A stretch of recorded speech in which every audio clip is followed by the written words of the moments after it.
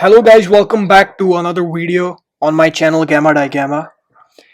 I had to reformulate things a little bit because I'm working from my iPad. I'm connecting my iPad to my computer and sort of using that to record these videos. So I had to change the layout and sort of the setup a little bit, but we're back and I have sort of decided to revisit a previous interesting question.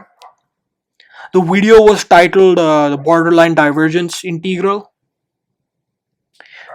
and I'm going to solve that with complex analysis in this video because I remember someone asked me, can we do this with complex analysis? And my answer was, I don't know exactly. Maybe it works, maybe it doesn't work. Sometimes some methods are easier than the others. But in this video, I'm actually going to show you why complex analysis is and will probably remain the most beautiful weapon in our arsenal, provided we know how to use it.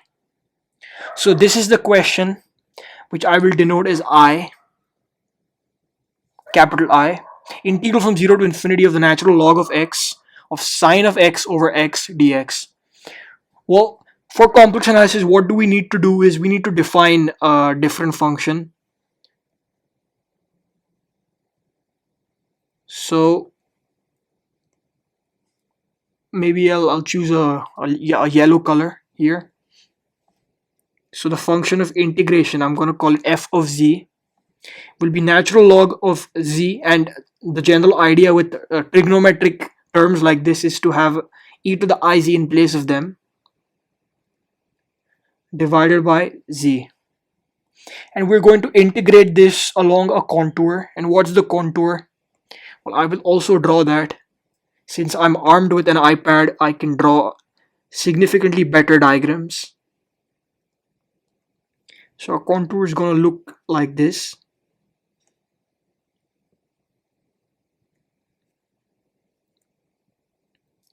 And then we're sort of going to return back. And then there's a perpetual problem with recognition of freehand semicircles on this application. So I need to keep modifying them. But since we have a natural log, we have to account for the branch cut at 0, which I will denote as sort of going to the negative imaginary infinity, because it sort of doesn't matter which infinity because of the Riemann sphere mapping. So I1, I2, I3, and I4, of course.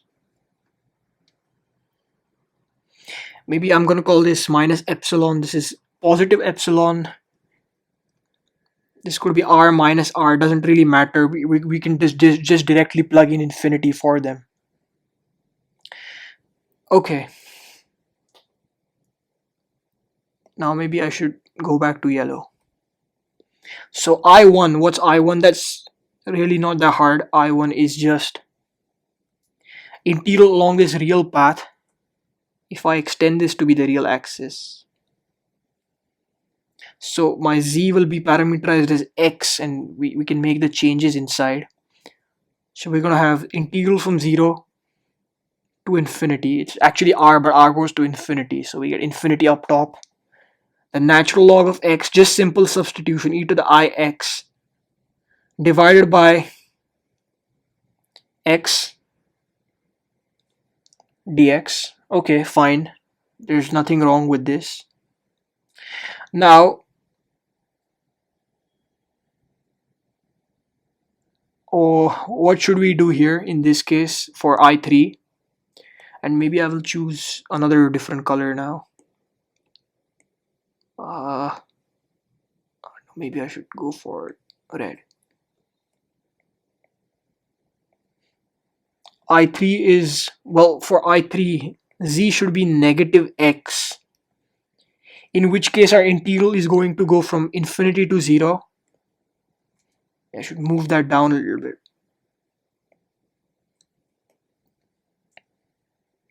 And we're going to have natural log of x e to the I pi. That's because of the phase. If this has phase 0, I need to keep using my pointer, otherwise I lose you people. So if this is phase 0, then rotating around in a counterclockwise direction, I have phase pi here. So with that, I have x e to the I pi. Everything I'll just have a minus because the phase will not really matter directly for the other single valued things. I will also have a negative dx. So this negative will sort of annihilate that one. We have a negative to correct the order of integration. We have a natural log of x plus I pi by the properties of the natural log, e to the minus ix, all of this mess divided by x, and of course the dx. Fair enough. I've done nothing special. I've just plugged and parameterized along each of the segments. Now I4 happens to be the important bit here because you can work through I2. Maybe I'll do I2 quick here. I2, for on I2 we have z is equal to r e to the I theta, and theta is changing, so dz just turned out to be ri e to the I theta d theta.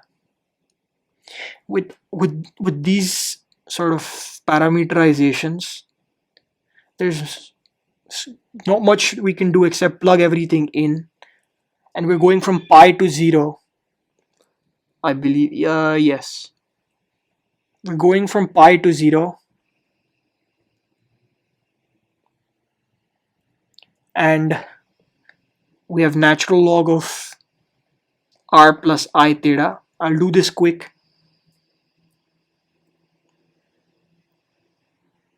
E to the, my bad, I should just fix this. I r e to the I theta divided by a z factor, so that's r e to the I theta, and a dz, so that's r I e to the I theta d theta. This cancels out with that. You just have a minus I up front.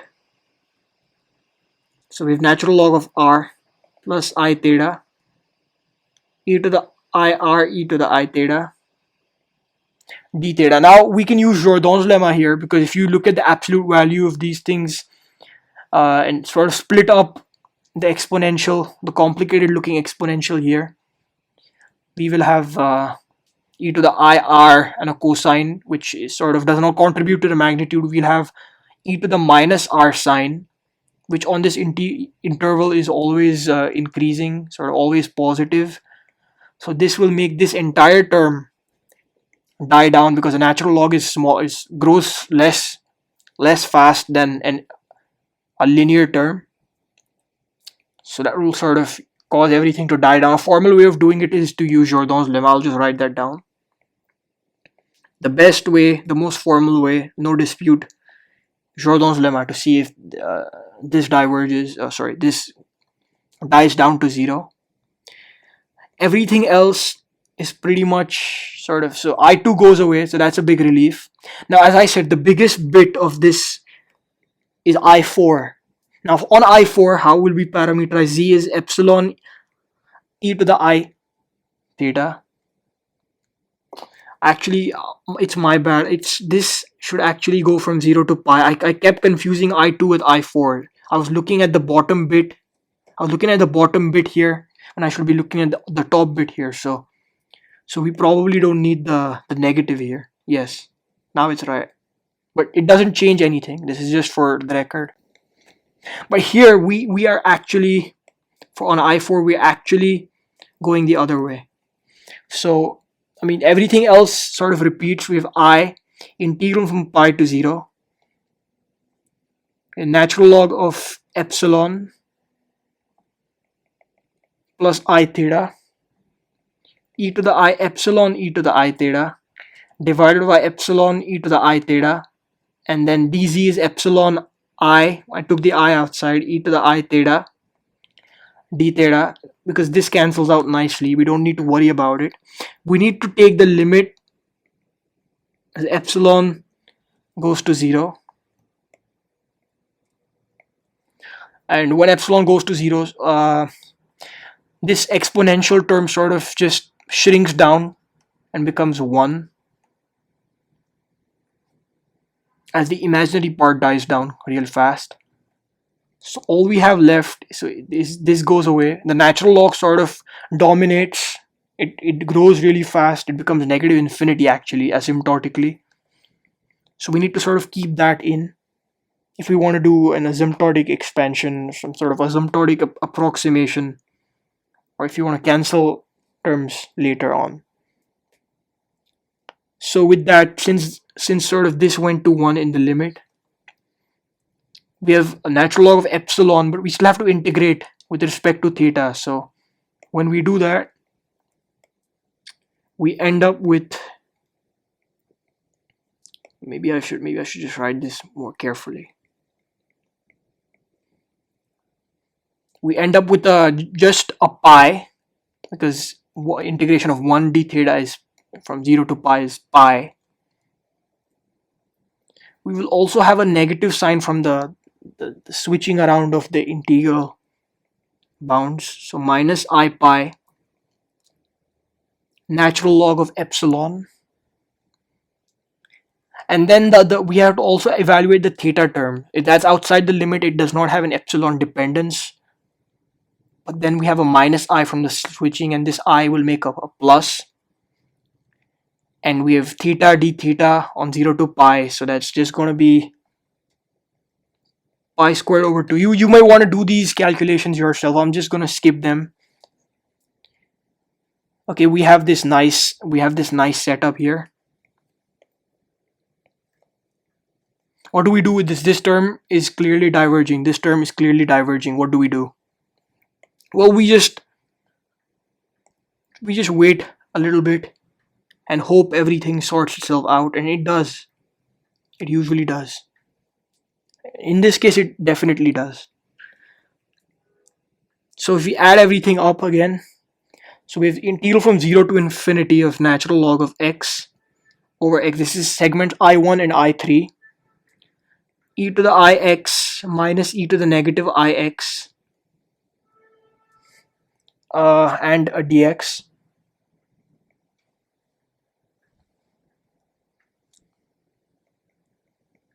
Minus I pi along with the sort of the excess integral from here, this excess term, minus I pi integral from 0 to infinity e to the minus ix over x dx, and minus I pi, the limit as epsilon goes to 0 of natural log of epsilon plus pi squared over 2. All this is equal to contour integral of f of z dz, where I've defined f of z on top in yellow.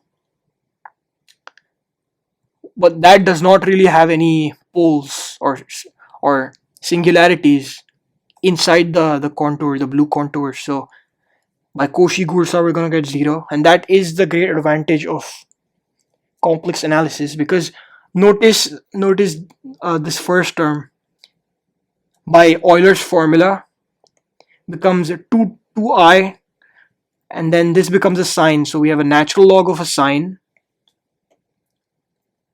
over x integrated. So that just becomes the original I that we wanted. Minus, well, this guy we can expand using Euler's formula. E to the ix is, or minus ix is cosine x minus I sine x. We can totally use that to get minus I pi integral from 0 to infinity cosine of x over x dx, and the minus, and this minus will still keep it a minus pi times sine of x over x dx. Fair enough. We also need to sort of maybe I have space down there, but the other terms are sort of repeated. So minus I pi, I hope you can still see this, limit epsilon goes to 0, natural log of epsilon plus pi squared over 2 equals 0. A little crunch for space by the end, but shouldn't change what we have. Now this is where I would like to really invoke something really handy after I move this term to the other page so that people don't lose track of what's really going on. Well, now we can invoke something really exciting. If you remember my cosine integral function video, it was really underrated, I feel. So I think you should check it out. So cosine integral is defined minus integral from z to infinity of cosine of t over t dt. And we also had a sort of a series expansion about it. So Euler-Mascheroni constant plus natural log of z plus sum from k equals 1 to infinity of, I believe, minus 1 to the k, z to the 2k over 2k times 2k factorial. So we had this nasty factorial stuff denominator. But in our case, what we have in yellow here is sort of z going to 0. So we have the limit as z goes to 0 of the cosine integral function, along with this multiplicative I pi. So, but let's just focus without the I pi, the other important bit. So using the sort of the series expansion for that, we're going to Euler-Mascheroni plus the limit as z goes to 0 of natural log of z. Fair enough. The series expansion, all of it will go to 0 because it's a polynomial with some crazy denominator. It's alternating, but it's still a polynomial which has a root at z clearly. So all of this sort of goes to 0, which is really nice because it would have been a nightmare to work with this, and you would have unsubscribed. You people would have unsubscribed, I'm sure of it. So yes,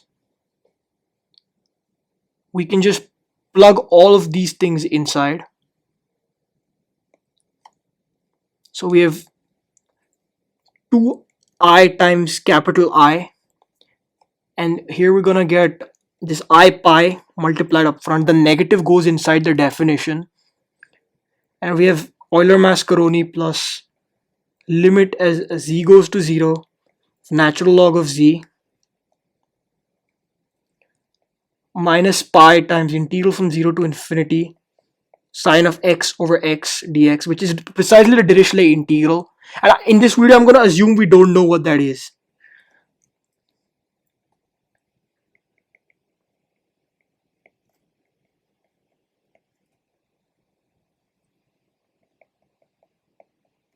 Equals 0. Okay, this is the entire equation we have. I'm going to assume I don't know what the Dirichlet integral sine of... I'm going to pretend I don't know this. I'm sure you know by now. And I'll explain why I'm doing this. So if we take the imaginary part of both sides, well, capital I was real, clearly, because of the integrand and the domain and whatever. So we're going to have 2I plus pi times Euler-Mascheroni plus limit z goes to 0 natural log of z minus limit epsilon goes to 0 natural log of epsilon. That equals 0 because 0 is 0 plus 0I. Imaginary part 0, obviously. Okay. Well, we can do one thing. We can say Cauchy principal value. What that allows us to do is sort of say that z and epsilon, both of them have the same growths. We can do that by making this domain a little more circular. This jump over the branch cut a little more circular, a little more symmetric, that plays well with the z that popped up. Yeah, this epsilon popped up because of this jump. while the z, let's see where it's coming from. The z is coming out of sort of this residual term here, because we expanded this. So if we can make sort of, these segments play well, these segments, and then the circular part here, if we can make them sort of die to zero at the same rate, grow at the same rate, then that's Cauchy principal value. That enables us to nicely regularize these guys, to really destroy these things. So get I equals minus pi times Euler-Mascheroni divided by 2, which was, if you remember that video, and I really urge you to watch that video, it was a fascinating video, the original borderline divergent integral video. This was indeed the answer we got. But this is not the most fascinating thing. I'll tell you what the biggest fascinating thing here is. We just took the imaginary part here because we sort of identified that the I was with the 2I. So we just took the imaginary part here. What if we'd taken the real part?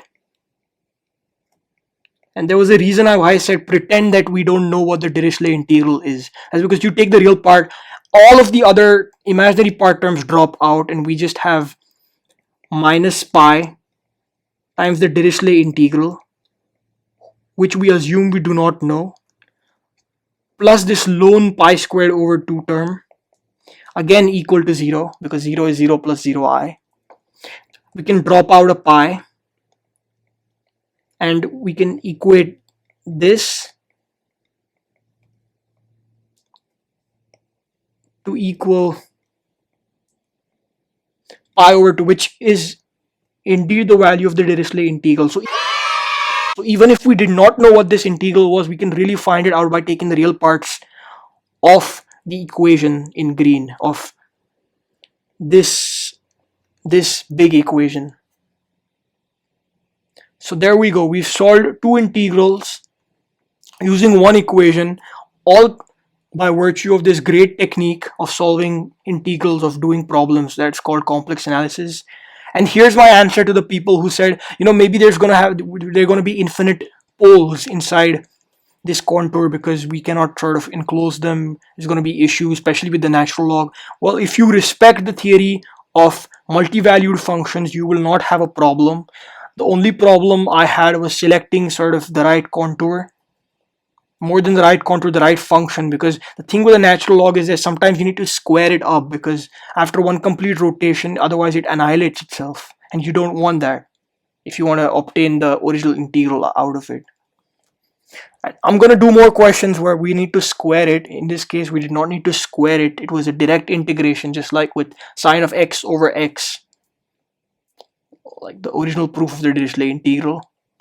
I think this is it from my side, guys. I hope you enjoyed it, and peace out. Stay tuned. Subscribe to my channel. I need more subscribers. I need more viewers, actually, more public watch hours, so I can monetize and then have some free giveaways. So see you in the next video. Ciao.